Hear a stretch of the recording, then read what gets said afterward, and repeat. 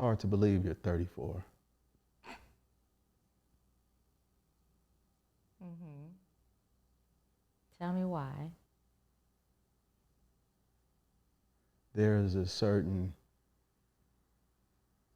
wisdom to your words and your energy that feels much older. Ah, okay. I got you. Most times people think I'm much younger. I don't think they're listening. I don't think they're listening. I think it's just what you're writing about is not, it's old. I don't know if it's old. I think it's just timeless. Thank you.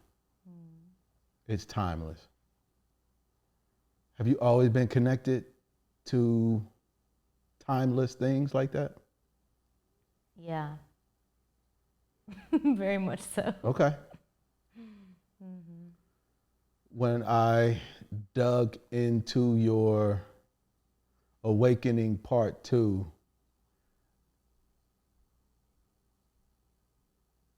the first question is, what is Awakening Part 1? So you have to go back Right. and listen to Part 1. And when you go back and listen to Part 1, I feel like it ask another question, which is, how did you get there in 2019, writing these songs, talking about love in the way that I feel that you were at that time? Because it feels like it was leading up to something in a way, like in terms of a proclamation of saying, this is what I've done, this is how it feels to do it that way, and I want to do something different. Is anything that I'm saying making any sense? Yeah. You know what's interesting is that when you say it was leading up to something, it's not so much that the album felt like it was leading up to something, but the books that I read that inspired the music, I read those books in preparation of getting married. So that's kind of really what it was leading up to for me. Okay. I read those books in like the year leading up and then the year following when I got married. And so just kind of felt like I needed to learn about love, like in a real way. Because there's a right and a wrong way to do it, I think. And thank you for agreeing to be here today. Yeah. Because one of the books that you read, was it Bell Hooks, All About Love?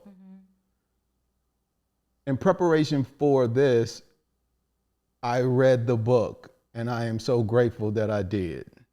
Most of the people who I hear talk about bell hooks are women. And kind of like how I told you before, I kind of understand why it's not like a male focus. I do think it would, I would recommend men read it though, because I do feel like it will give you some insight into all of the ways in which I feel love can be expressed, and the way women manage these things in a way that men don't, and are asking themselves different types of questions about love and how it shows up and what it looks like, and what our love kind of like looks like in a way, and how so much of the concept of love is a male dominant gaze from a woman's perspective. And I think it's helpful for men to see what that feels like to women, just to get some perspective. But anyway, I wanted to break the conversation up into basically like 3 parts. Okay. I wanted to, and the parts are really topics. The first one I want to talk about is love. And I want to talk about listening. And I want to talk about acceptance. Okay. I love it. Okay. Yeah, yeah. I'm genuinely excited. Okay, all right. Yeah. Because, like Bell Hooks said, all about love. She, in the book, she offered M. Scott Peck's definition of love, which was the will to extend oneself for the purpose of nurturing one's own or others' spiritual growth. Do you have a definition of love?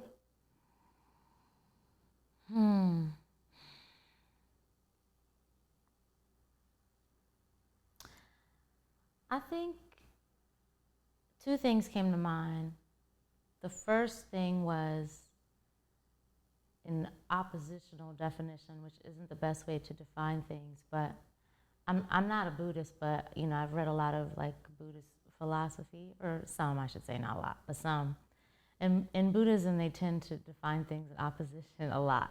So I'll let that be what it is. But the first thought that came to mind is the opposite of fear. The opposite of fear is love. And the second thing that came to mind as a definition is just connection to source, or God, or however you want to conceptualize it. Yeah. Can I share with you my definition? Yeah, of course. Okay. My definition of love is the connection that binds all things. I love that. I feel like love is always present, and there's a way in which we as human beings have to orient ourselves to the frequency of it in order to tap into it. And life experiences, i.e. obstacles, challenges, opportunities, whatever the word you use to define what that is really a part of the human experience that puts people in a constant dance of retuning, refining, remembering, recalibrating back to this source that is always present. Yeah. And so even in these moments where we don't feel like love exists, it's still present. It's just maybe we lack the opportunity or lack the ability to connect to it in that moment. But I think generally our ability or non-ability to connect to love is just our mind getting in the way. yeah, Creating stories about how love doesn't exist, or yeah. but that song, "Love Don't Live Here Anymore." Oh yeah. Right? Boom, boom, boom. Yeah, that's just it's just a story. When you read Bell Hooks' book, did you learn anything new about love? Yes. Well, first, let me ask you, how long did it take you to read that book? 3 days. Wow. Are you serious? Yeah. Wow, that's amazing. Took me a year. Because, well, firstly, I am a slow reader. I tend to I like to digest things slowly. Okay. But also, and I'm also usually reading more than one thing at once.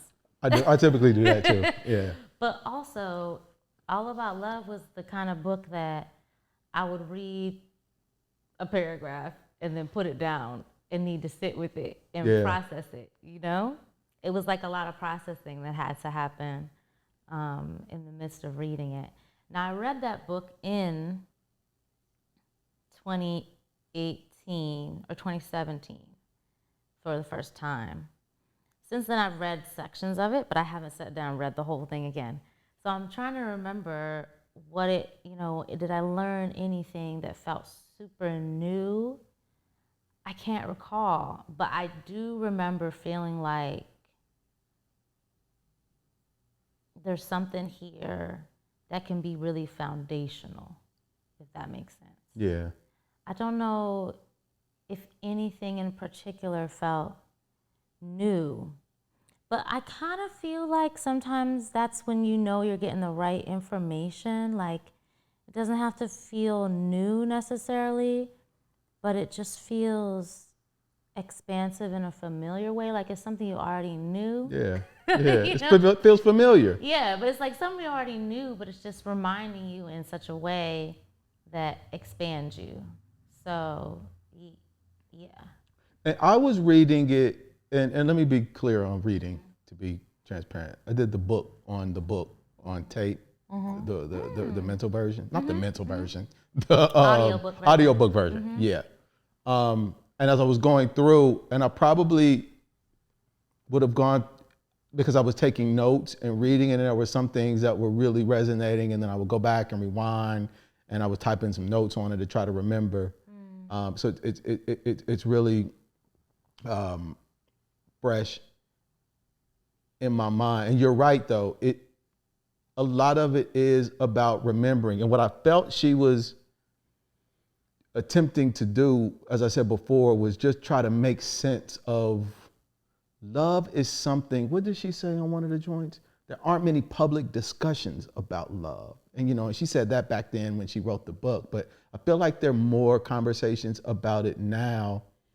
But not like in an authentic way. And I feel like love to me is so synonymous with God that the more you try to hold on to the concept of it, it's like the more elusive it gets.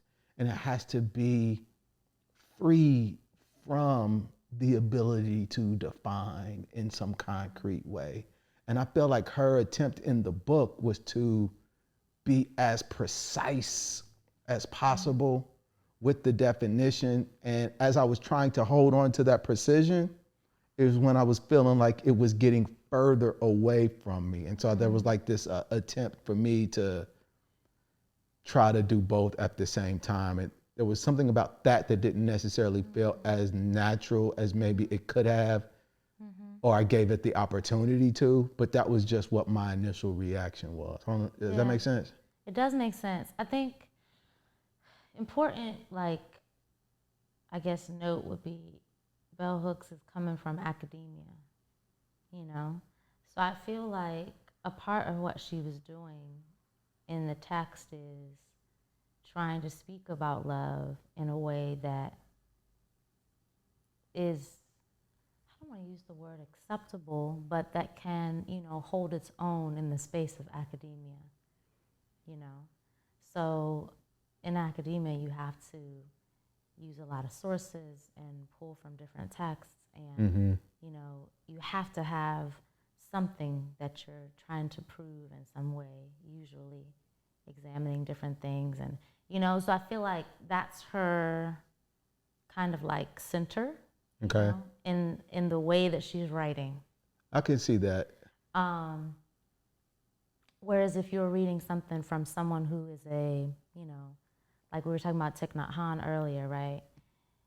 He's just coming from, being a religious figure. Yeah.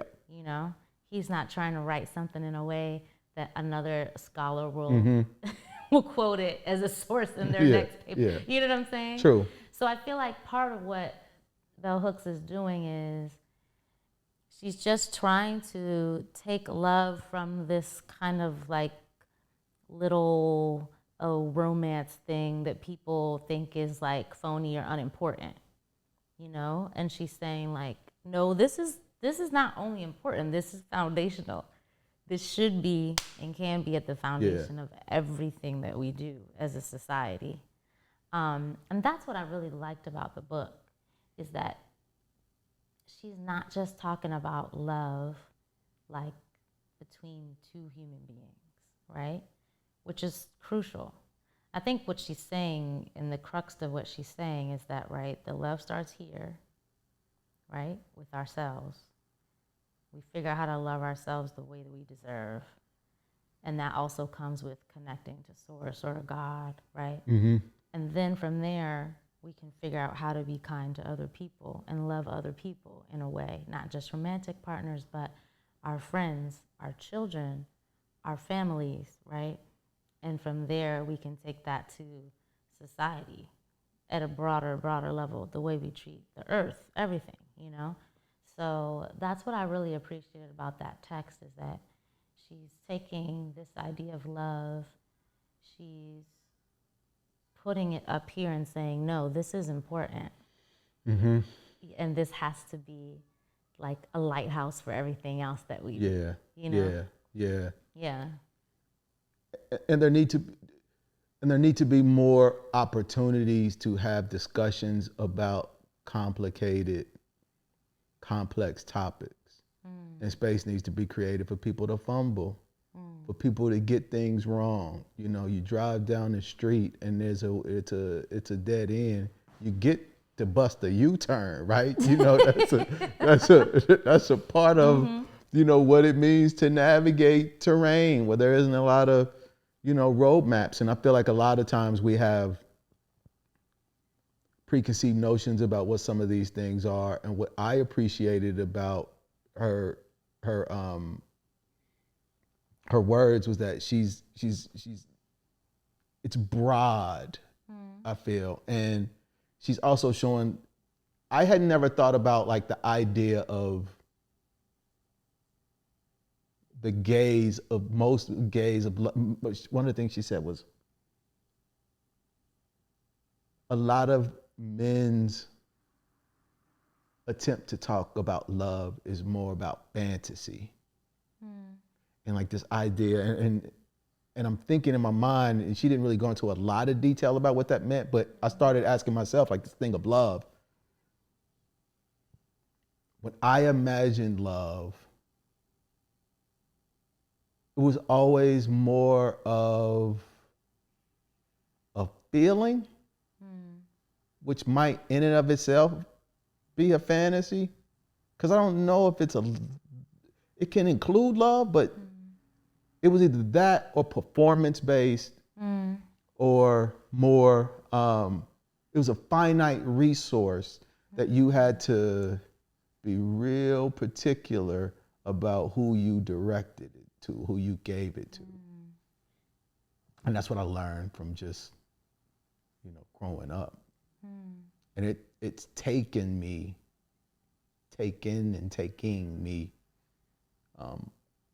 a lifetime to deprogram some of that idea, because it is just, number one, I just feel it's wrong.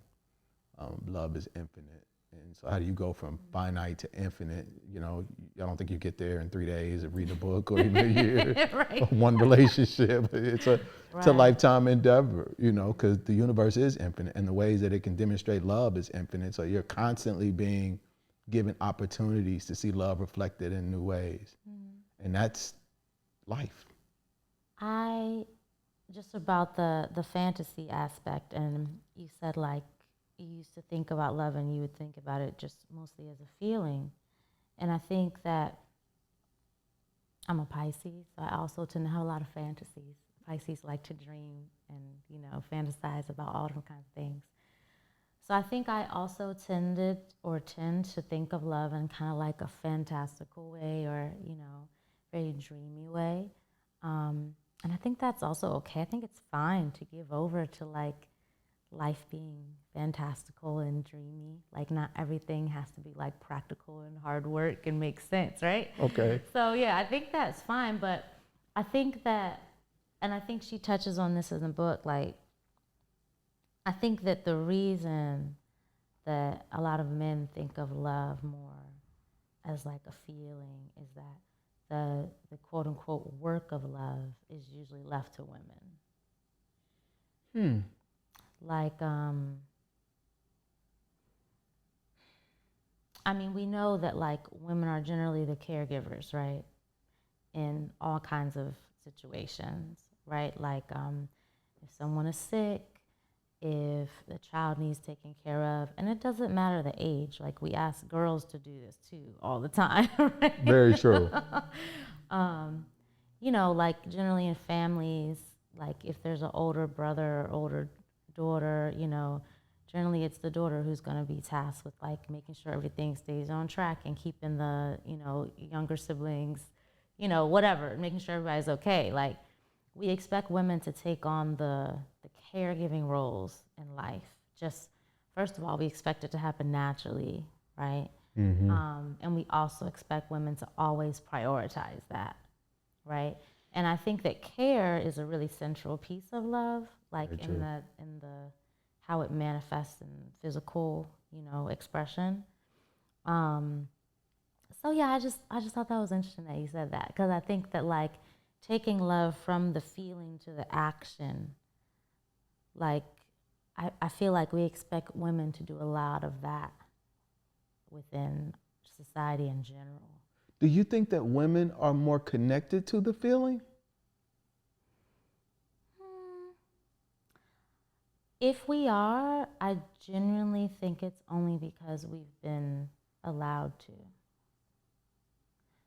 I don't think it's like a biological thing, or I agree. I think it's just how we're socialized to be. And I didn't think about it until you added the piece that you did. And that may be why men focus on function as much as they do, because we're not really conditioned to feel. And there is a cost to that. But you can only go so long with cutting this very integral part of you off and not having the ability, the tools to tap into a very significant part of who you are. And so you just rely on like this function of provider, whatever that means. And meanwhile, you've got all of this other stuff that is hinting at that it's there, but you don't know how to access it in any real way. And so maybe that's why we think of love more like a feeling. I remember when I was dating this woman, and we went to therapy, and the therapist asked, "So what do you want? What are you waiting on?" And that was pointed to me, and I was like, "I don't know. I'm waiting on a feeling. I'm waiting to feel like this is the woman. I'm waiting to feel like this is the direction that I want to go in." And I always waited for that feeling. Like it was gonna just like smack me in the face or like run into me at a stoplight at an intersection or something. And I didn't understand that maybe it doesn't come, maybe I have to make it. Maybe. I generally think we should trust our feelings. Our feelings are like valuable, vital information about our satisfaction in life. Really? Okay. I think that we have to be careful about how we allow our mind to feed certain feelings in order to build the ego, right? I think that's the line that can be blurry sometimes, is the line between intuition and ego, right? But I think that our intuition is powerful and it speaks to us a lot through feelings. So you used a beautiful, one of your definition of love was the opposite of fear, which I agree 100%. I don't even believe in hate. You hear people say love and hate, it's really love and fear in my estimation. Yeah. When fear is present and is dominating so much of your thoughts and which is the filter that is used to construct your feelings, how do you know if you're listening to your feelings when fear is present? Because at that time I didn't know that fear was dominating so much of my life for that whole 40 years, however long God was, living, because it had become a friend. It was my best friend. Like, we were cool. We hung out. We went to the movies together, Right, so right. it was only until I started pulling a thread, I was like, oh shit, that's fear? Messing around with all of these women, that's fear? Oh, there's this security and that insecurity and da da da da da. And it's like, oh, okay. And I always felt, that's why I felt like the feeling may never come because of the foundation, the brokenness that you try to figure out how to put pieces back together. Like, I'm not looking through a proper lens. Right, right. So that's how I don't know, like, to trust my feelings. Like, for me, and I do think there's a difference between feeling and intuition, though. Yeah, And I'm learning to let my feelings come and go as they do, like landscape. You visit fear, you visit doubt, you visit, insecurity, like all these places you can go and chill out at. But you got a home, right? Yeah. That you go back to. But I'm not driven as much by them anymore as I am my intuition. Yeah. Yeah. I guess what I meant is that sometimes our intuition talks to us through our feelings, right? So if you feel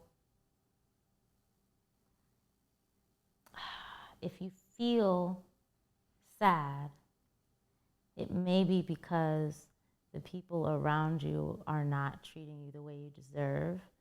And your feelings are leading you to the intuition that it's time to make space between yourself and these people, right? Yeah, yep. You know what I'm saying?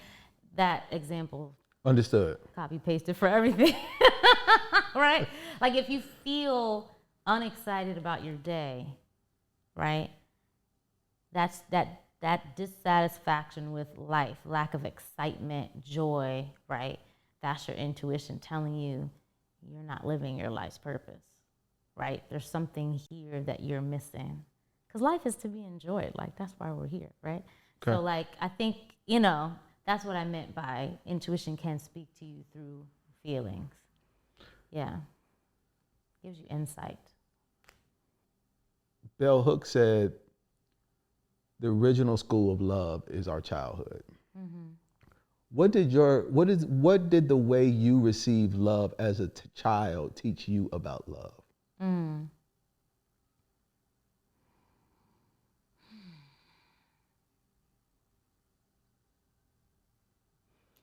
It's interesting because there's a song on the new album, on Awakening Part 2, called Come Home.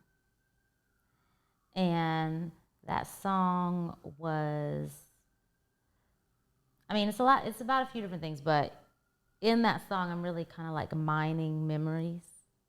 Like I'm going back to my childhood home. I grew up on Alaska Avenue, Northwest, Shepherd Park, DC, as a kid. And we lived in a big stone house and with a basement, 2 floors, an attic. It was big. And that was the only time all my family lived under one roof, because I'm the youngest of 4. And my brothers and sisters are much older than me. So by the time I was 8, all of them are already out the house. Okay. So my childhood, it was always people around because they all had friends, and we had the big house, so all the friends would come over. There's pictures of like my sister and her friends about to go to the go-go on the porch looking all cute, and there's literally like 16 of them. Like, it's just oh wow, okay. Like, our house just always had people in it, and so I think that, like, in part of like writing that song and going back to those memories in that space, I think that a certain part of like just that feeling of like fun, of like, because I was a little sister, so I just got to like go around and see what all the older siblings and their friends were doing, and mess with them. That was my favorite thing to do. It's just be all up in other people's business. Even today, I was walking like in the park with my husband, and he was saying something, but then this woman would walk by and was saying something really interesting on the phone. I started listening to her, and I was like, sorry, babe, I was listening to that lady. He was like, stop eavesdropping. Because as the youngest, like I told him, as the youngest, like, no one tells you anything. You learn everything through eavesdropping, you know? So I'm really good at eavesdropping. I'm going off topic, but. No, you good, you good. But, I love the memories that come to your mind by yeah. asking, by just, like, I love that. Yeah, I think I just love that experience of growing up in that house, you know, as a kid, and just having so many people around. And I think in the song Come Home, I talk about like 3 different kinds of food. Like, I think I also associate like with eating, that feeling of togetherness is really important to me. And so I think a big part of what I think about in terms of love is togetherness, that feeling of togetherness. Holidays are important to me for that reason, like particularly Thanksgiving. Like, I've always loved Thanksgiving just because it's about, at least in my family, it's just about food and togetherness. Yeah. You know, Yeah. There's no stress of gifts or, like doing all that, or it's just like, let's be together and let's eat. And I just love that, and that's just stayed important to me as I've gotten older. So I think that, like, it's hard to answer this question because I don't really know exactly what I learned about love as a kid, other than like it's there. Like, it's just there. I think that's the most important thing I learned. Like, I have really amazing parents. I have amazing parents. My dad passed away a couple years ago. They definitely weren't perfect, as nobody's perfect. There were definitely some times where, even if I was doing it in my own head, it wasn't even them. But like in my own head, I felt that there was conditions on love. Like, I had a very strong sense of having to be perfect that I put on myself, I think, most of the time. Okay. And as I think growing out of that idea that I have to be perfect to be loved has been an important process for me, just in maturing and growing up. But yeah, I never felt like my parents were gonna abandon me. I never felt like they were gonna look at me and be like, nah, like, we don't want you no more. We good. Right? Yeah, I always felt like my parents were just like, they love me, they were gonna be there, and I could count on them. That's kind of like, I think, what love means to me. These kind of relationships that get disturbed when we don't take the time to know what it is to sing, to know how to get close to the mic again, or to get something. Singing doesn't make it happen, or maybe.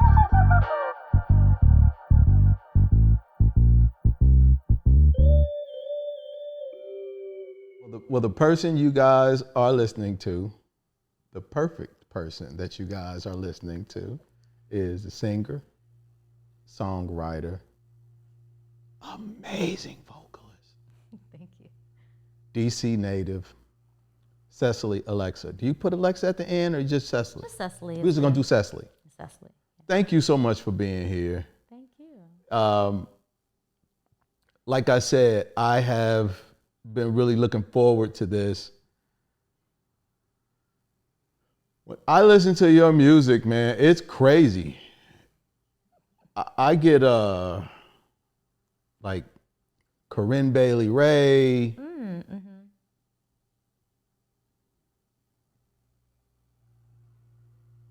Esmeralda Spalding, Okay.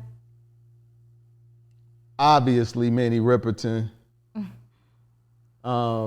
Like the songwriting is like even like Fiona Apple type. I get these vibes that you are connecting to your emotions, mainly love, more than anything, and just what your relationship is to discovering you and relationships with people. And there's a way in which you are choosing your songs, choosing your titles, choosing your writing, that just makes it all make sense. And I'm glad that I've had the time to connect to what it is that you're doing. How you been feeling with the release of Awakening Part 2? Good. Yeah. Real good. I've been feeling good. It's funny because for me, it's like it's been such a long process of putting this project out. A lot of these songs I was writing at the same time that I was writing Awakening Part 1. And it just so happened that like I needed to put Part 1 out, and some songs were ready and some weren't. And I was like, okay, I'll just hold these for Part 2, you know? And so I've been living with this music for a long time in a lot of ways.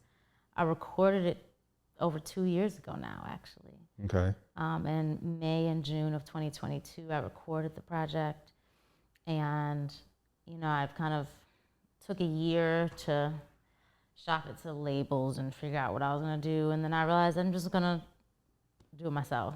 And so then it took me a while to feel like I was ready, and, you know, just all the things that come along with, like we kind of talked about before, like just being an artist and dealing with that, like self-doubt. And it's funny, actually. I remember right before I was about to send the project off to manufacturing for the vinyl.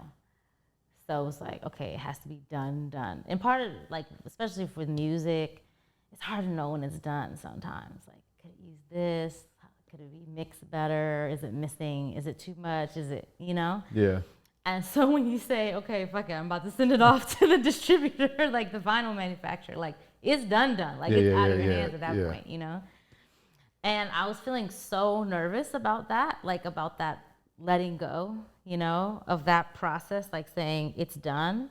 And I was at my friend Brandon Lane's house, who plays bass. Shout out Brandon. Shout That's out my Brandon. boy. I was hoping to see him yesterday. Yeah, he was around. I didn't see him. I was looking for him. I was gonna text him. Oh, he dipped out real fast, actually. Okay, that's what okay. He had another gig afterwards. But I was at Brandon's house, and we were doing something I don't even remember now. But then Trey Sorrells and Deborah Bond came over because they were getting ready to work on something with Brandon. And we were just talking, and I said, hey guys, would it be cool if I played you my album? Because I'm about to send it off to get manufactured, and I just want to know how you feel about it. Like, if you think it's done, if it's, you know? And they were like, hell yeah. And then I sat there and played it for them, which, you know, is nerve-wracking experience, like just like watching people listen to your music for the first time. And they were the first people to hear it besides the people that recorded it. And even when you record it, you don't really hear it because it's not done yet. You haven't had the final vocals or the mixing or all the elements, you know? So it was really just me and Drew Kidd, who produced it, who had heard it. So I let them listen.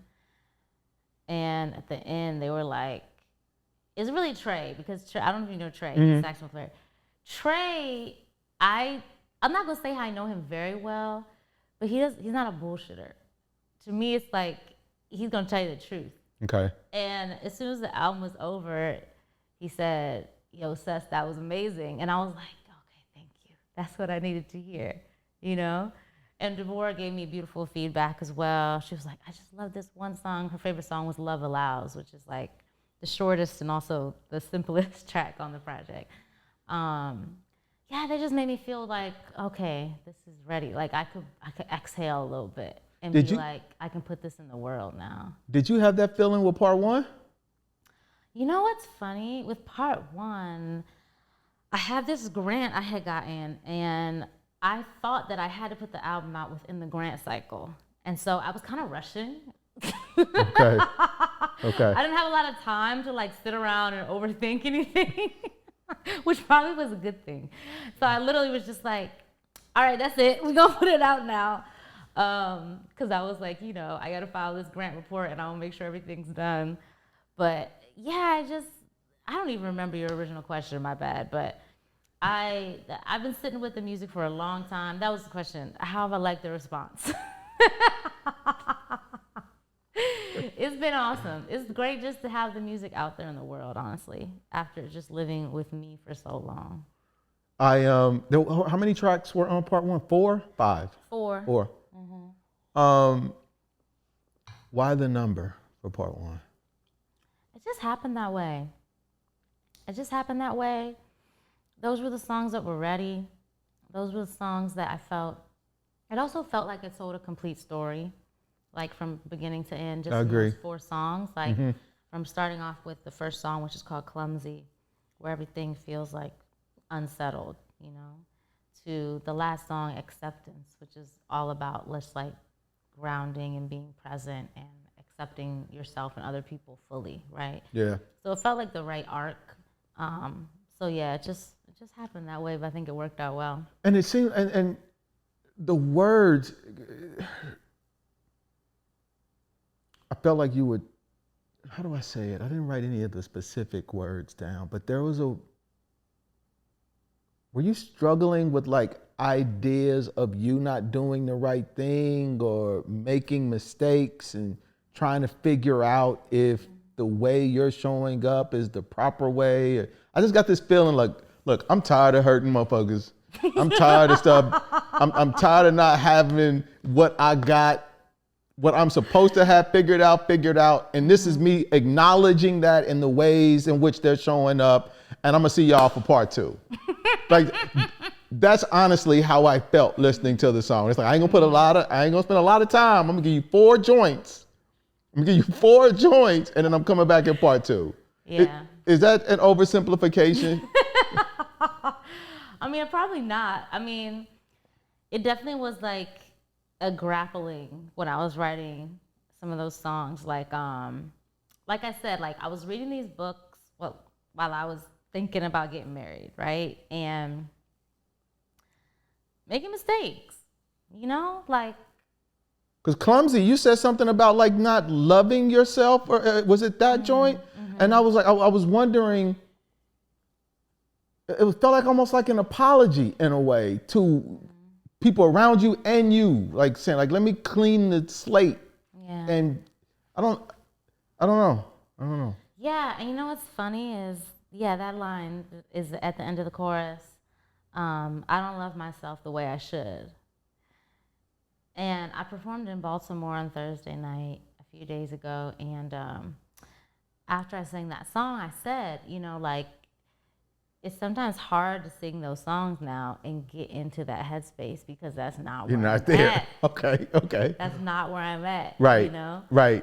Yeah. I can put myself there, like emotionally I can put myself there, you know, like I can reconnect to that feeling, but a part of me doesn't want to. Yeah. Yeah. Like, I want to give y'all the song. I think it's a great song. I want to sing it for you. I don't necessarily want to go there emotionally, you know? Because, yeah, it was just like, when I was dating my husband and, like, there was still somebody from the past I was, like, holding on to, you know, didn't know how to let go of that. And it really was coming from a place of not loving myself enough.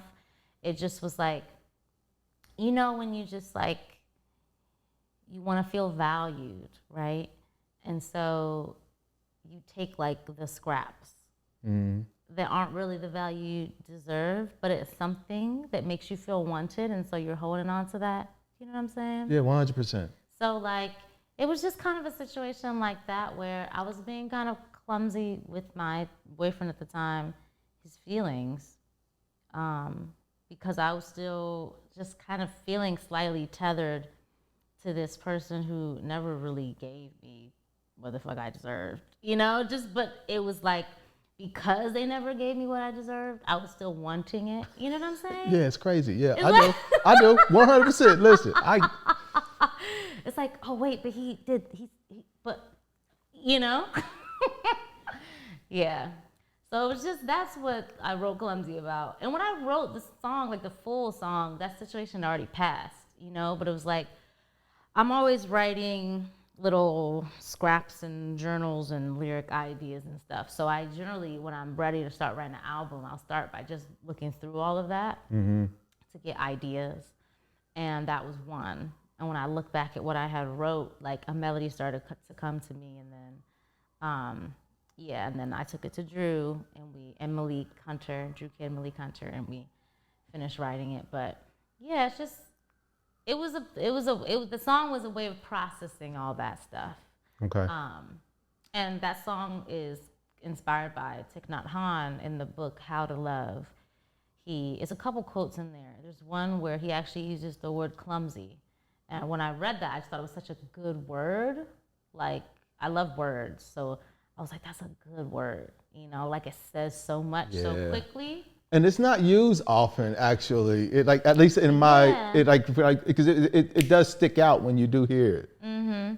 And the other thing he said was that if we don't know how to love, we will wound the person that we love. And I almost took that word for word in the song. There's a part in the bridge where I sang, if I don't know how to love, then I hurt the one I try to love. Yeah. Yeah. Yeah. You know, like, that's the message of the song. Like, deal with your shit. Deal with your shit. Or at least be honest about the fact that you're dealing with it, right? Don't use people to try to get a feeling from them. Like, you have to be a whole person on your own, you know?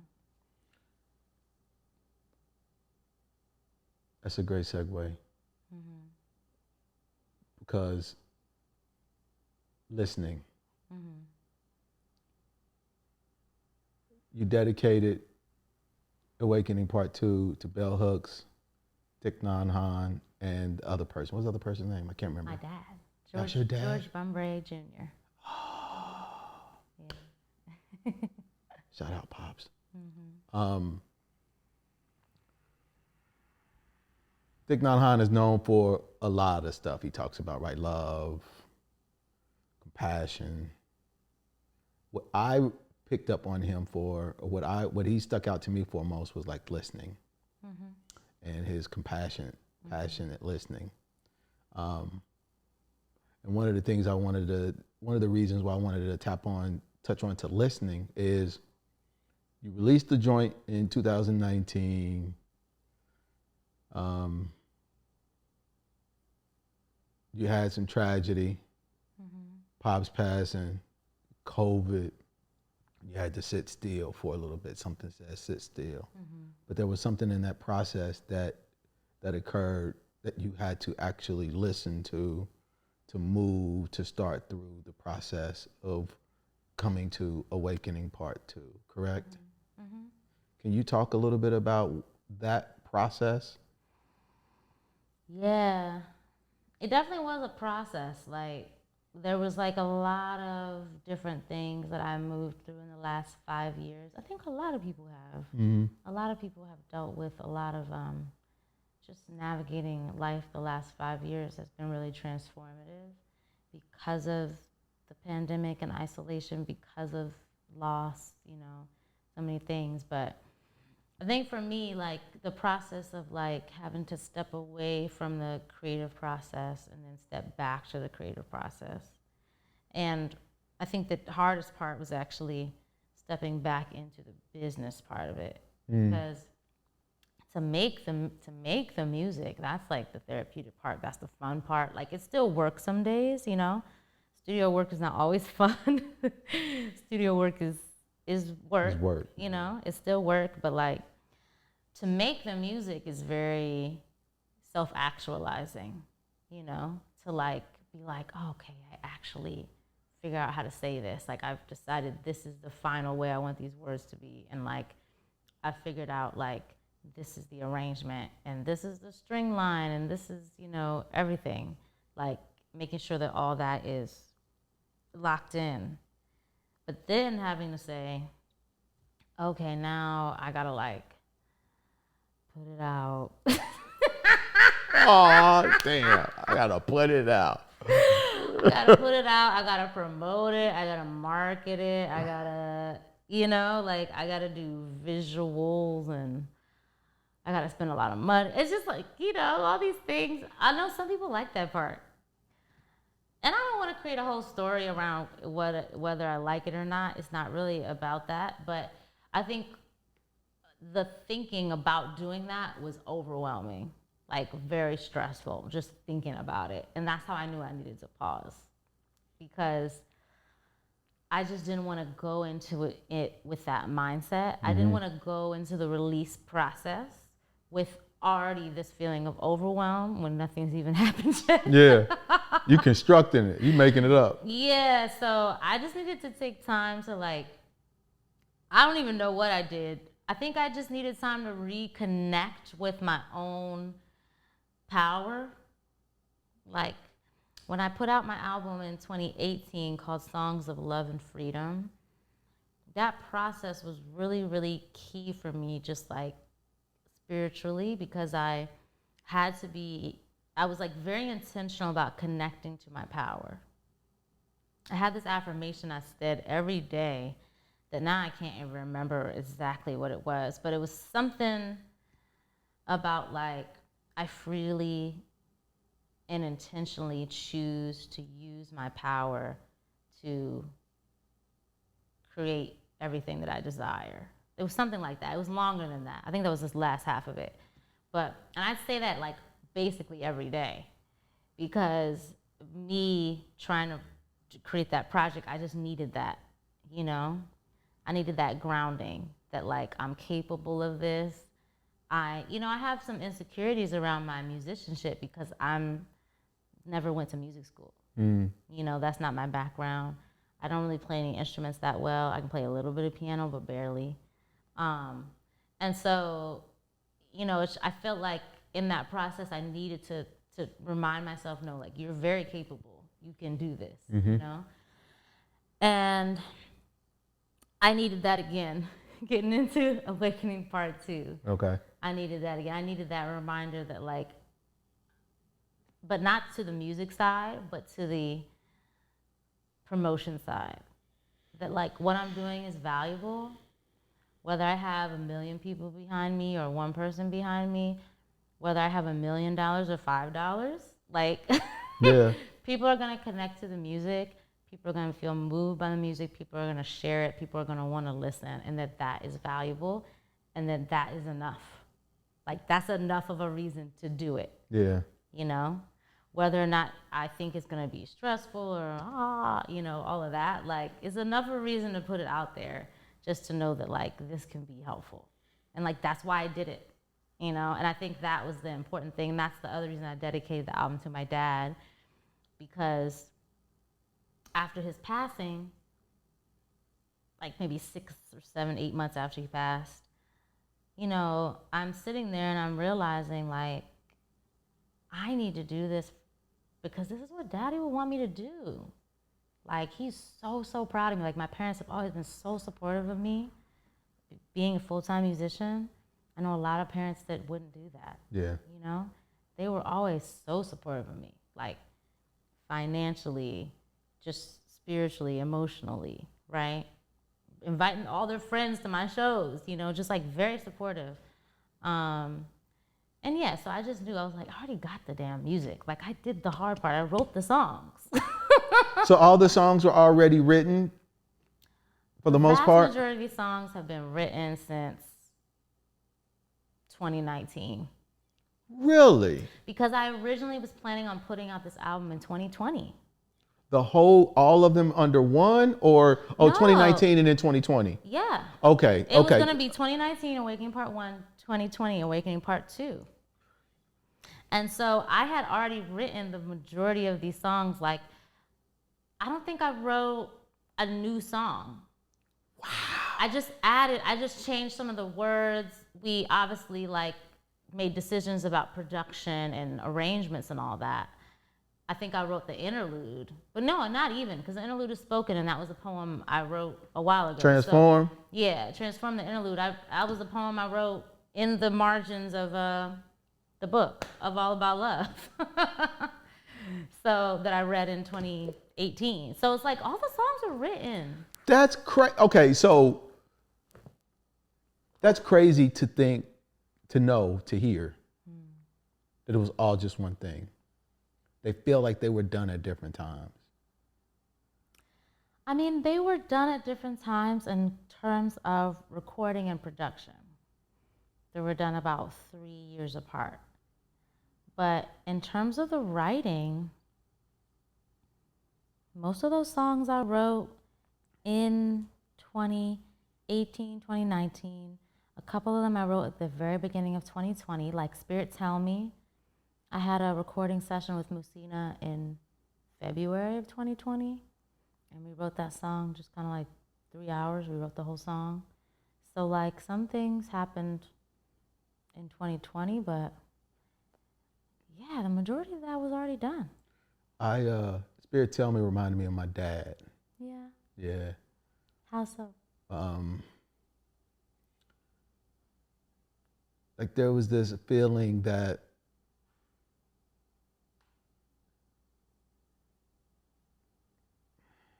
my dad passed away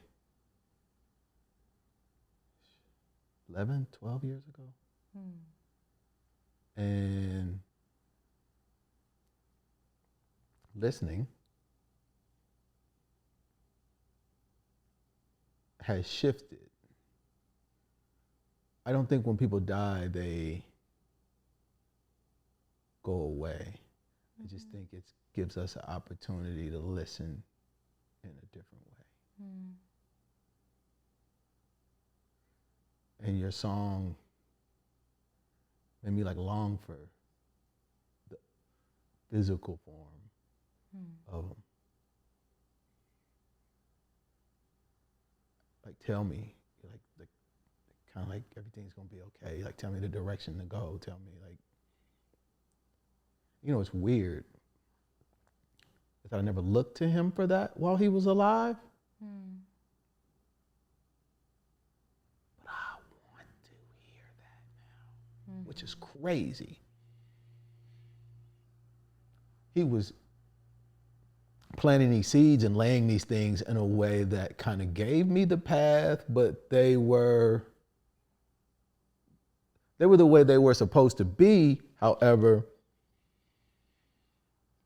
I wasn't oriented in the way that I feel that I am now.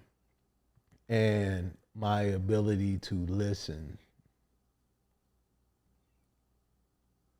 has changed because I desperately need to connect to my dad.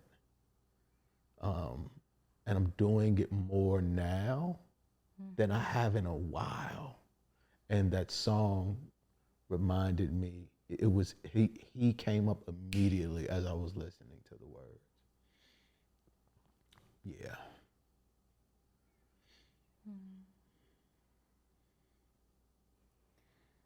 Yeah, I also believe that people don't leave. Spirits just move into a different vibrational reality. And I think that's why, you know, so many, not just black folks, but so many people all over the world speak to ancestors because they still love us. They Yeah. still care about us. And now their vision, you know, their level of understanding is so much more expansive, is closer to source, you know? Yeah. So I feel like both our fathers are even more now able to guide us in ways that they couldn't even from here in physical form. Yeah. Do you listen differently for your pop, or is your communication method changed since his passing? I think some of the things I was already doing, I just trust more now. Like I always felt connection to spirit, to ancestors, to that kind of guidance. And I feel like before, for some reason, there was like a level of doubt, and now there's just no doubt. I don't doubt when I receive messages at all. Yeah. Like I just know. Yeah. Shortly after he passed, maybe a few months after he passed, I was driving from DC to New York. And, you know, whenever I go on a long-ish drive by myself, I have these thoughts like, okay, just make it there safely, you know, drive safely, pay attention, your family cares about you, you need to get where you're going safely, you know? And at that moment, like, there was literally just this, like, cloud that parted because it was raining. And all of a sudden it stopped raining and the clouds parted and the sun came through and like, you know, when you look at paintings and they draw the sun rays like this, you know, it literally looked like this, right? And in that moment I knew that that was my dad telling me, like, you're protected. I got you. And like, that was something I didn't expect after my dad passed away. Just the fact that like I had never felt that protected. Yeah. Like I really, like, I heard people say like, you know, this person is now my strongest angel, you know? But now I really feel it. Like I really, like, it's just so apparent to me. And I think that like now that he's been gone for a few years, I talk to him less, like directly, you know?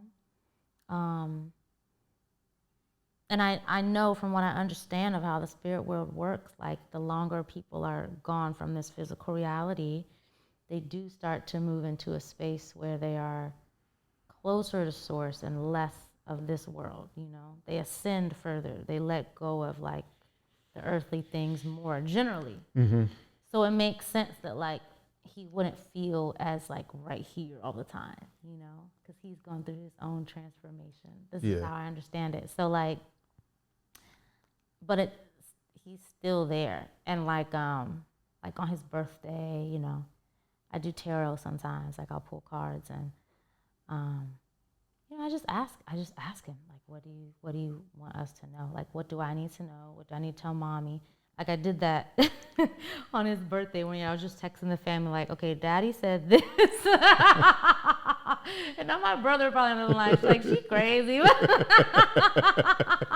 I'm like, look, y'all, I talked to him. I'm telling y'all this. Like, Right. Sometimes early in the morning too, like when I'm not fully awake.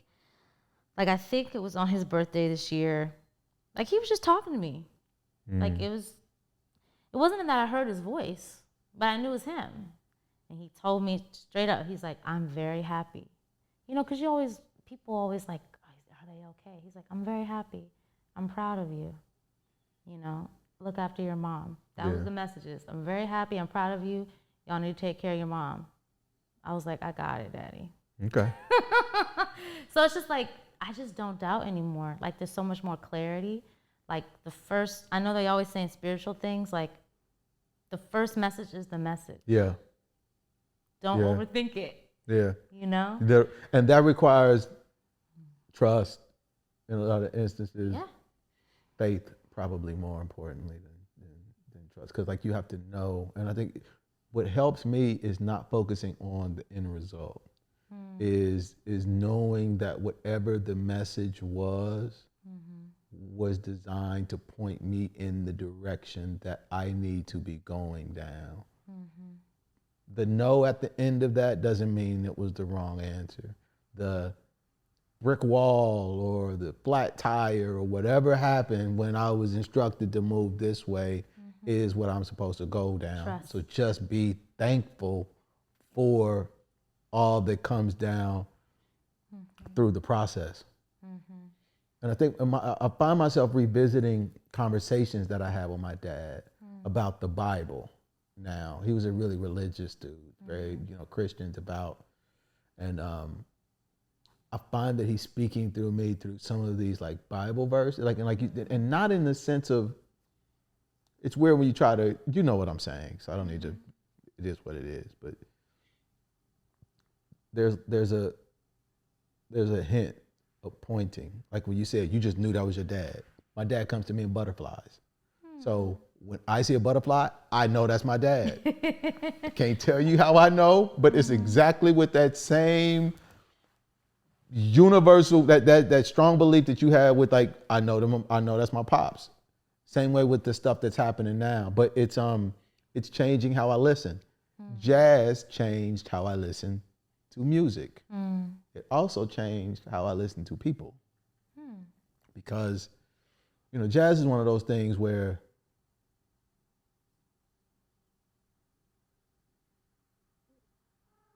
you got to be a little more open to receive what's going on. There's a lot. And you've got to be patient. And it's not always about getting it in that moment. You have to let things unfold. You have to let it breathe. It's in jazz, especially with the improvisation stuff, the conversation that's taking place, you got to shut up. You got to put yourself to the side in the same way you do when you're talking to somebody else. And I didn't, so it's not whether or not I like it immediately when I hear it for the first 30 seconds or for the first minute. No, I got to sit with it. When my wife is telling me something about me that I don't necessarily like, Right? it ain't always about responding, whether agreeing or disagreeing. I got to sit with it. Yeah. And it's just another way of learning, how to listen. Just learning how to listen. Learning how to listen. That's been a process for me. That's what I wrote the song Acceptance about, learning how to listen. That's what that was about? That's what that song is about. It's about learning how to listen. And actually the last verse, I say, I offer you my silence. Like you just said, let me shut up for a second. Because I think a lot of times we learn that the way to communicate is that if someone's sharing something with us, it's because they want advice. It's because they want a response. But a lot of times people just need space to just be and just talk and be heard. They don't actually need you to say anything. They don't need any advice. They're going to lead themselves exactly where they're supposed to go if you offer them a loving presence, and you just be with them. But because the mind, I'll just speak for myself, because my brain's always thinking about, okay, I got to do this, I got to do that, I got to do this and that and that. It's like it takes mental focus, awareness to just truly be present with this one person who's talking now. And actually, right before we started, you had a long moment where you were quiet, and I don't know what you're doing, but I loved it so much. I was like, oh, this is the perfect grounding moment for me to just to sit in this silence and not have to fill it with thought, not have to wonder what's about to happen or the word, just be in this silence and yeah. What I was doing, just to let you know. I'm removing me to the best of my ability. I'm asking for grace. I'm thanking you, thanking the universe for the opportunity, and I'm asking to be used. And the best way that I do that at times, and trying to remove me as much as possible, but understanding when I'm relevant and when I'm in the way. That is a practice.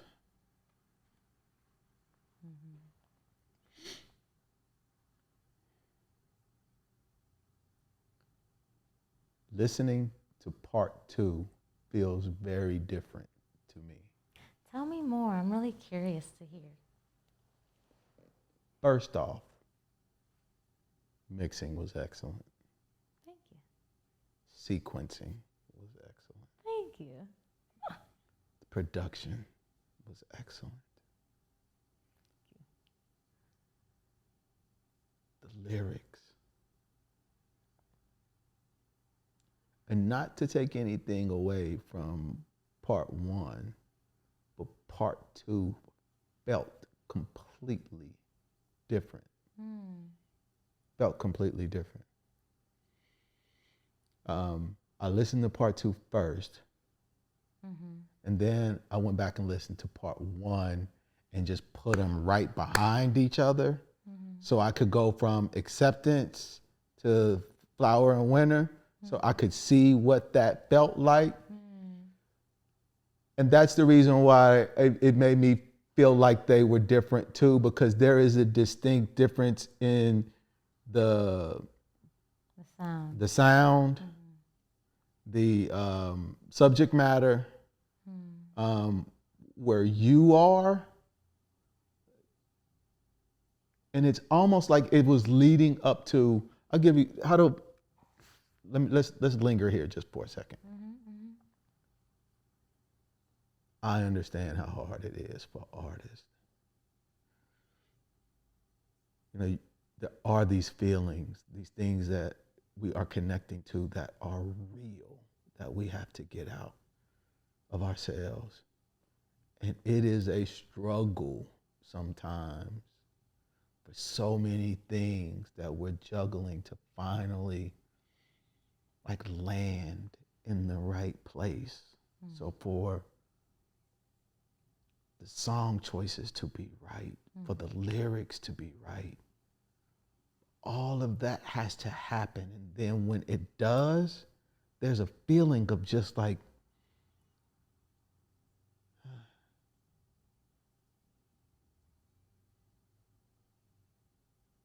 I don't know. I can't even find a word.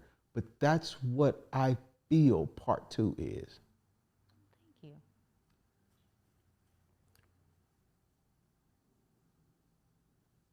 And it feels timeless. And I feel that same way like when I listen to like Corinne Bailey Rae or something. Like, and it's my vein of music. It's the music that I like to listen to. The subject matter, the words, like the chords, the strings. The string arranger. Musina arranged all the strings. Hey. Yeah. Salute. Salute. Who the violin player was like. Listen. So it could not have been more reflective of what I feel you were,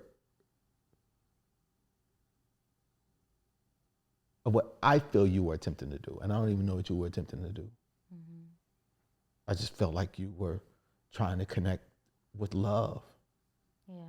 And everything about that motherfucker says love to me. That makes me really happy to hear. Everything. I'm really happy to hear. Yeah. That is what I was trying to do. I mean, I wasn't trying to even musically, it was kind of like let's just see where the music leads us type of thing. I didn't go into the project saying I wanted to sound like this, right? It was just like, let's just make good music and see what happens. Lyrically, I was trying to be very intentional. There's still some lyrics where I'm like, could I have written that better? Could I have said that in a different way? Does this make sense? You know, there's always those little elements as a songwriter where you're like, is it perfection? I don't know. But just the fact that it feels like love to you means that we did everything that the way we were supposed to do it. I like Flower in Winter. I love that poem, Transform. Thank you. I love that. I read it. I wrote it down. It was so good. Love Allows. It was just, it feels like part 1 was very different than part 2. And that's one of the reasons why I feel like it was like so much space. And me and I was constructing all of this in my head, right? So it is what it is. So you weren't going for any type of vibe or feeling. You were just saying, let's make good music. Because it sounds like it feels like y'all were going after a specific thing. Well, I guess what I meant is that each song is its own. Like, for each song, me and Drew had references, right? Or like things we were pulling from, like sonically. But we didn't have that for the whole album. Okay. You know what I'm saying? It was kind of just like, we're just going to let these songs become what these songs are supposed to be. And if it feels like something's missing, we'll listen, we'll figure it out. If it feels like something's too much. You know, Drew's like more funk oriented than I am. And he's like, you know, more like that Sly Stone funk where like, as long as the groove is there, we can throw a bunch of shit on top. And I'm like, nah, take that. I like simplicity and a lot of things. So I'm like, that's competing. Let's mute that there. Let's mute that there. You know, not to say that Drew doesn't know. Drew knows what he's doing. Yeah, you do. But I think we balance each other. We balance each other well on this project in terms of like, I mean, what's funny to me is that when we were finishing the project, the song I was most unsure about was the second track on the album, "Cause I Love You," which is the most different on the album. Like it has its, I think just the way it happened, it just has its own flow a little bit more than the other tunes. And I kept feeling like something is missing, but I couldn't put my finger on what it was. And then Drew said, let's call Zach, who's my guitarist, my friend and guitarist, Zachary Cutler. So let's call Zach and let's put some guitar on this bitch and see how it sounds, you know? And when I tell you, we did that guitar session, it was virtual too. We were on Zoom and Zach was recording at his house. We don't even live that far apart. It just happened that like, it just happened that way, but whatever. And Drew was giving him this reference. I don't even remember. Now I feel bad. I don't remember what the reference was. It was some psychedelic guitarist from the 70s. He was like, that vibe here. And look, as soon as we put that guitar on there, I was like, this is my shit. I was like, this is the one. It became my favorite song after that. I think it's a lot of people's. When I went online to Bandcamp and looked, everybody was saying, "Cause I Love You" is my favorite. That's the one Terrell. Like, cause he was like that. When he heard that immediately, he said, "What you heard him do is what he said. He loved it. And that was the one you were the most unsure about until the guitar got put on. The guitar locked it in. Because it just needed, I don't know, it was very spacey, right? Like all the synths are very spacey.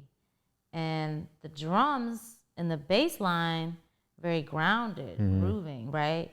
But it just needed something, it needed a little, that guitar just added that little dirt or something. It had something that needed to be there. Okay.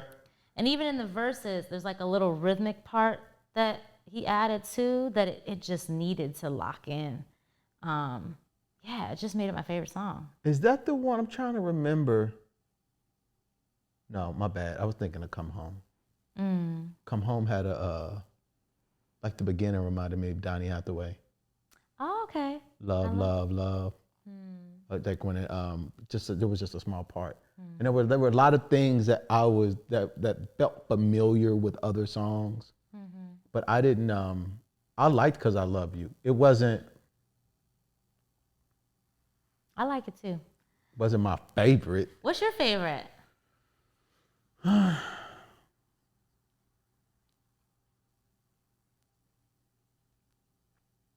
hard to say. What resonates the most is Transform. The poem. I know it's not the song, but Spirit Tell Me. Come Home, Love Allows. Like they're all good. It's just let me rephrase that. They're all excellent. It's just the ones that resonate the most. Like when you go out of, that's why I said the sequencing is so,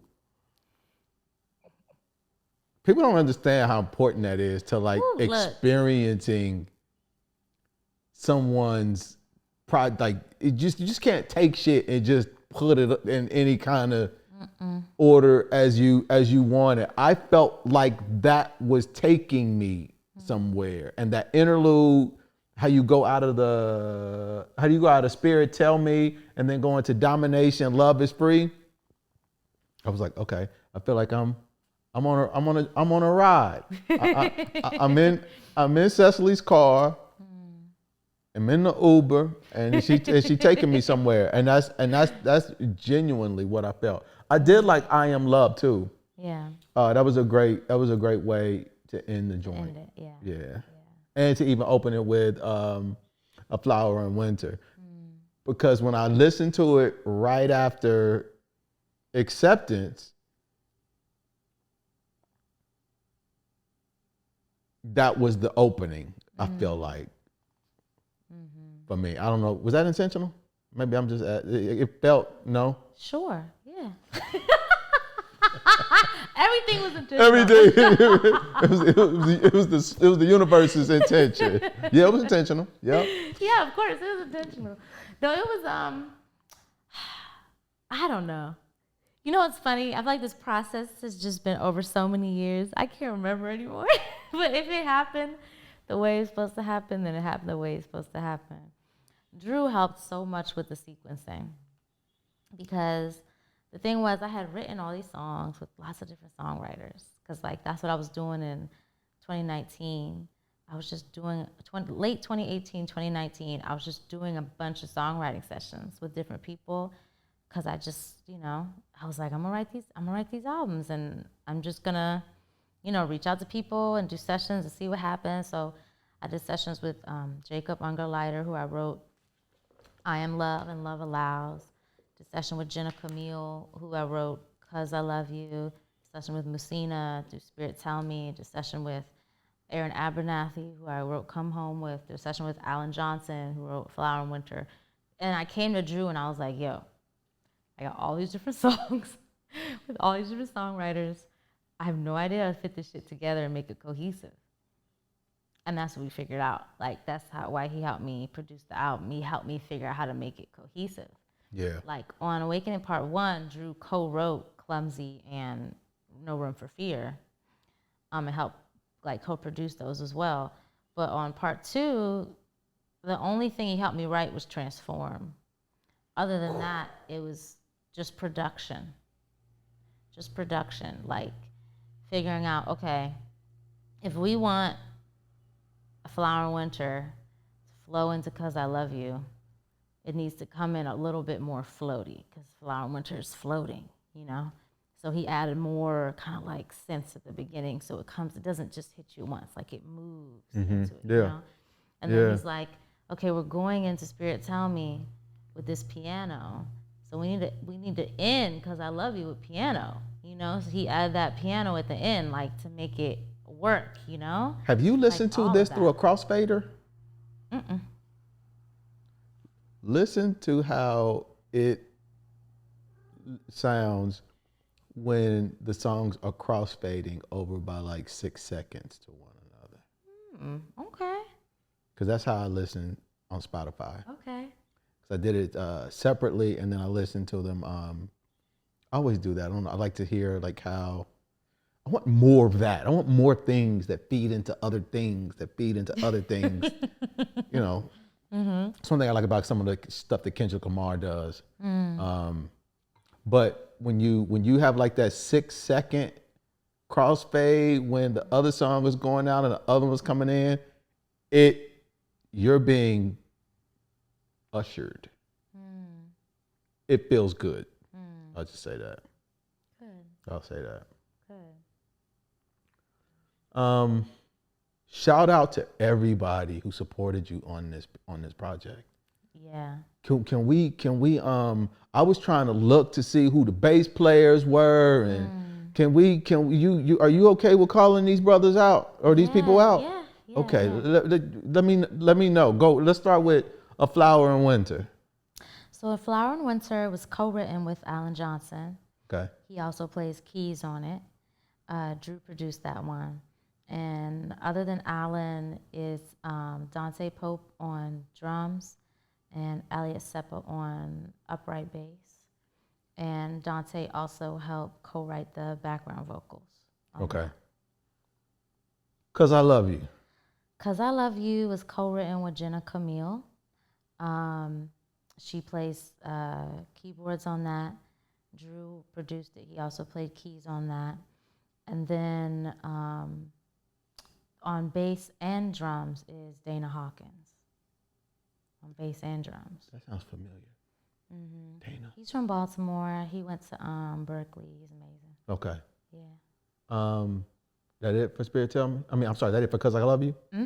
Spirit Tell Me. Spirit Tell Me was co-written and produced by Musina.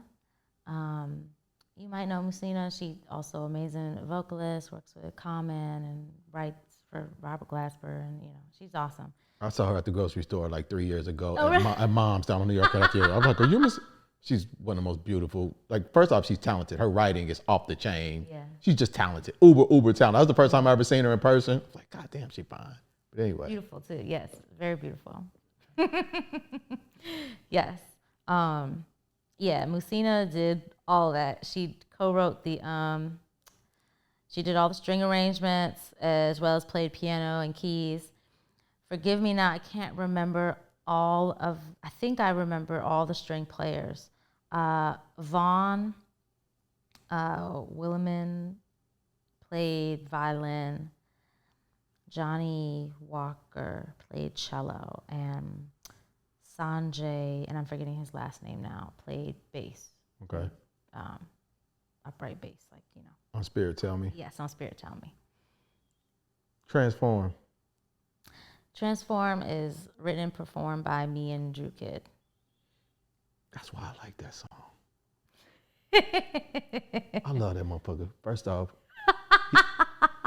he's one of the most talented, intelligent people I have ever met. And I love that guy. And now that I understand that his energy was in that, now I understand why I like it more. Domination, Love is Free. Domination, Love is Free was co-written by myself and Zachary Cutler. And Zach plays guitar on that one. Drew produced it and also plays Rhodes on that one. And I think clavinet or something else he put on there, I can't remember. Elliot Seppa played bass, and Dante Pope played drums. Musina did the string arrangements. I'm trying to remember all the string players' names. Oh my goodness. I think her name is Chioma, played violin. Rizwan was on cello, Rizwan played viola, and Andrew Tate was on cello. Yeah, I think that's it. Okay. It's like a quiz. I think the work is so good. I want to acknowledge it's. Mm-hmm. Yeah, no, I feel you. Was that Come Home? We just did Domination. Yeah, but okay, Come Home. Come Home was co-written and produced by Aaron Abernathy, and Brandon Lane played bass on that one. Dante Pope played percussion, and Drew played keys. And that's it, yeah. Love Allows. Love Allows was co-written and performed by myself and Jacob Ungerleider. Yeah, that's just me and Jacob.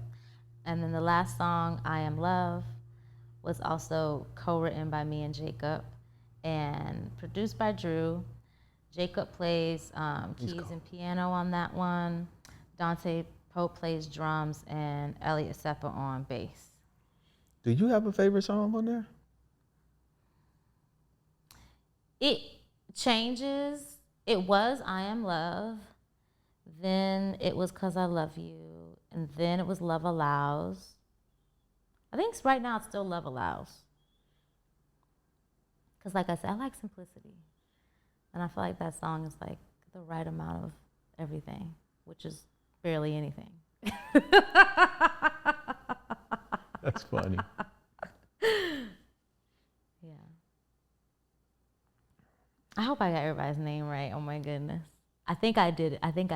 If you were missed, you weren't missed. You were just, or there's just a delay in acknowledging. Exactly. No, I got you.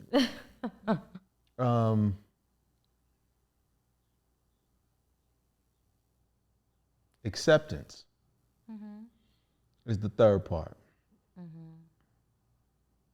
When you hear that word, what comes to mind? Acceptance. Feels very peaceful to me. See, this is what we were talking about earlier. Nothing comes to mind. It's just a feeling. Okay. No, but that does. I mean, okay. So the a feeling comes to mind. A feeling comes up. It feels very peaceful and grounded, relaxed, very safe. What's your relationship with acceptance? It's something that I try to be very intentional about. Sometimes you don't even realize the parts of you that you aren't accepting. I've been, over the past couple weeks, started incorporating again into my morning routine, like very intentional creative visualization and manifestation, where I choose what I'm manifesting and I focus on that. I envision it. I feel the feeling of those things, right?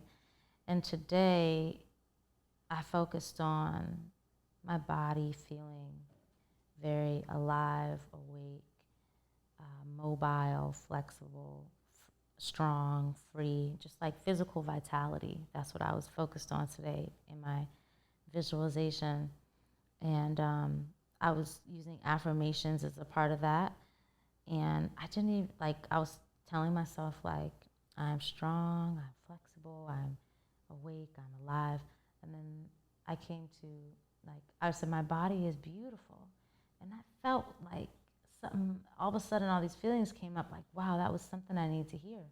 So I just repeated it over and over again. I didn't even know that I needed to hear that, And so that was a level of acceptance that I didn't realize that I wasn't giving myself, So yeah, I think it's a fluid thing. It's not something is one and done, Yeah, I agree. And that's why a lot of times the word when I said love is the connection that binds all things earlier, the connection is the relationship, I feel. And that is the thing that we are managing. And I think that's just a part of what it means to be human. There's nothing bad about it. It's just the function of existing, going in and out and up and down and right or wrong. And acceptance is a part of that. There's so many things that we have to do, I feel, as human beings to shortcut just to get to the next day, the next idea, the next thought. And we can forget certain things at times, or we can carry something that we potentially could have been carrying something for so long that we feel that we've forgotten that we're carrying it. Yeah. And then there's something that triggers it and you remind yourself, oh, my body is beautiful. And then you're like, oh man, I had that thought maybe briefly 6 months ago and then just put it to the side so I could get all this other stuff going. And the brain, when you think about it, my wife and I were talking about this earlier. Thinking is expensive. It requires a lot of energy. And the brain makes a lot of assumptions based on previous patterns to draw conclusions in the most efficient way possible so that it can move. But because to actually sit, critically evaluate everything is just too much. We've got to make assumptions so that we can just move. And I think a part of acceptance for me is accepting that I don't always have the answer, and that I can be wrong. Finding myself wrong often about a preconceived idea or an assumption about something because the expense associated with thinking, can cause me to get straight to something, not realizing what I'm giving up or missing through the process of getting to it. And accepting the fact that I have blind spots and not lean so heavily on being right or certain at that conclusion. No, motherfucker, back up a little bit. Go look and see, what you overlooked when you did that. And sometimes there's people, sometimes there's feelings, And that's a big part of accepting, I think, for me. And it's a part of, helps me love more, helps me listen more. Because all of those three things just seem, I feel, to feed off of one another to some degree or another. I've been thinking about slowing down more, because I think what you're describing there, how the brain, it goes to certain conclusions. Part of that is efficiency, but part of it is just that, like, we don't have a lot of time to slow down and think, One of the bell hooks quotes that I use as inspiration, especially for the song I Am Love, is that living simply makes loving simple. And I'm about to write that down. Living simply makes loving simple.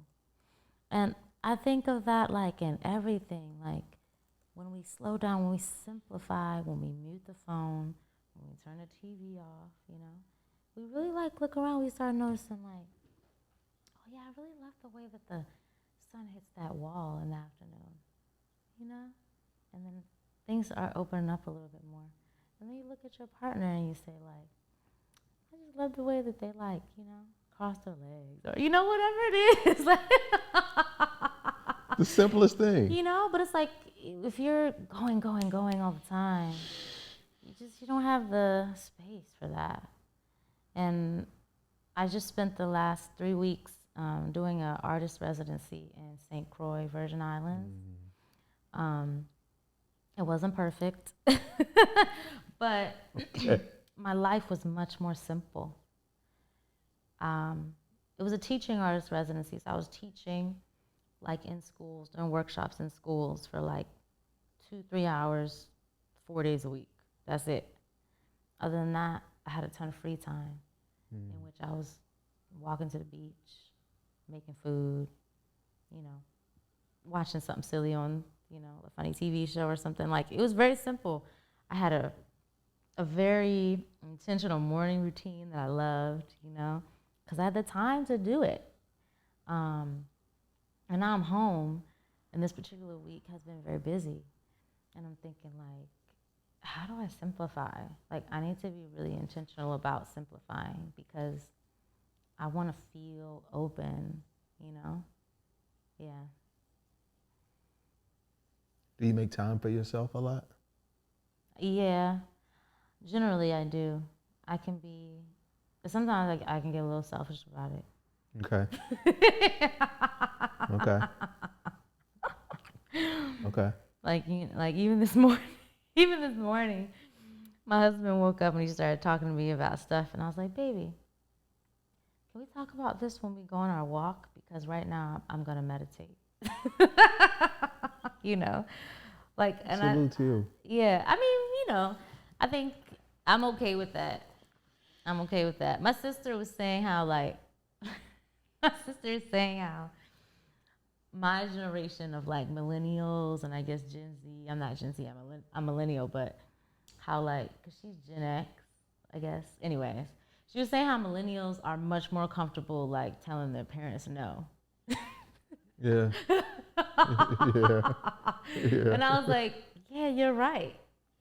She was like, because parents will ask you to do the wildest shit that makes no sense, that you don't have the time to do, that's totally out of your way. And granted, they raised you, so they have the right to ask for these things. Yeah. But you as an adult also have the right to say no, or not today, or I can do that at this time, but not at this time, right? Like, I remember one time my dad asked my brother to come feed the cat, because we were going to be away from the house for a long time. And my brother lived literally on the other side of the city. And the time he wanted him to come feed the cat was in the middle of rush hour. And my brother has 4 kids. And I was thinking, Daddy, that's insane. Why would you ask? Did your brother do it? Yes. I would have said, can you ask the neighbor? No way we would do that. We would drive 2 hours for a 5-minute task. Like, no. I've had to get more comfortable saying no. But anyways, I don't even know how I got on that. About you being rude to your husband. That's how we started it. That's how we started the conversation. I wasn't being rude. Here's the thing. My husband's a Gemini. When he has a thought, he wants to talk about it at length. So if he's about to get into something, it's better I just tell him up front, this is not the moment. Before he gets all the way into it, you know what I'm saying? I'm like, when we go on our 45-minute walk, you can talk my ear off about whatever this is, but not Does he right do now. that for you? Does he cut you off or he let you talk? That's a good question. I'll have to ask him. I'll ask him what he does. He probably lets Maybe you I'm talk. not aware. He probably lets me talk. See, that's... He probably lets me. But I'm not as much of a talker because I'm a writer. I like to journal. So I'm always getting my thoughts out like this, you know? I'm glad you mentioned that. What's your relationship with intimacy? I love intimacy. You're not so you don't use writing. You still have the ability to have those type of intimate connections and use that in multiple ways. It's not like you're just using writing for it. Mm-mm. Okay. Yeah. No, I feel like the writing helps me appreciate the intimacy more, actually. Okay. Because I was there is a way in which I feel some of the writing comes up that I can't think of the word that I want to use, but Bell Hooks mentioned intimacy as it relates to love. And there was another word she used called cathexing. I remember that. Yeah. I was like, I had to look that up. And what the fuck is cathexing? I never heard that word before. And I guess it's the outwardly expression of an emotion that sometimes we misconstrue for love. And she was saying that there's so many of us who are looking for love, but avoid intimacy. Yes. And there's something very intimate about your relationship to words. And I didn't know if it just landed there, if it was just something you did just in general, but that's good to know. No, I love words, but I love closeness. I love connection. I like being in the moment with people. It's been an honor getting to know your art, your work, your music.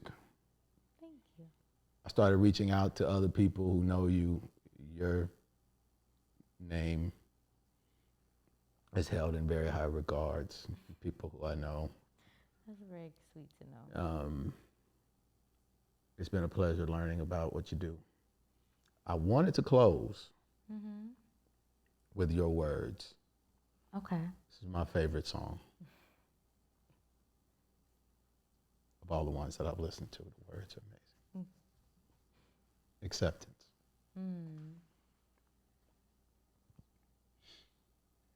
I offer you my ear and a spirit ready to hear.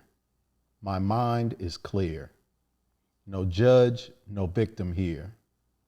I offer you this space, all forgiveness and grace.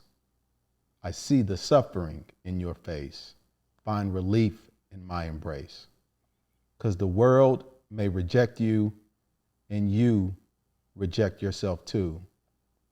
Here, darling, is something new. Acceptance, long overdue. I offer you my time and sweetness if you need to cry, but laughter is fine. We'll just follow the signs. I offer you my silence, no remedy, no defense. Don't try to make sense. Just speak until you're cleansed, 'cause the world may reject you and you reject yourself too. Here, darling, is something new. Acceptance, long overdue.